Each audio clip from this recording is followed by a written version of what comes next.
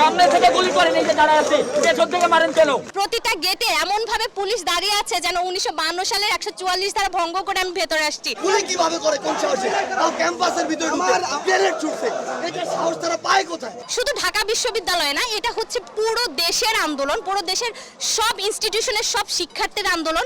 আমরা বলবো যে হল ছাড়ার নির্দেশ দিলে আপনারা হল ছাড়বেন না, ইনস্টিটিউশন ছাড়ার নির্দেশ দিলে ইনস্টিটিউশন ছাড়বেন না। যারা বাসা থেকে, যেমন আমি বাসা থেকে এসেছি সকালবেলায় উঠেই যে আমাকে আজকে যেতে হবে, এবং আমি ট্রান্সপোর্ট চেঞ্জ করে করে বারবার এসেছি, কারণ আমাকে এখানে এসে পৌঁছতে হবে। এবং এসেই দেখছি যে আমার বিশ্ববিদ্যালয়ে প্রতিটা গেটে এমনভাবে পুলিশ দাঁড়িয়ে আছে যেন 1952 সালের 144 ধারা ভঙ্গ করে আমি ভেতরে আসছি।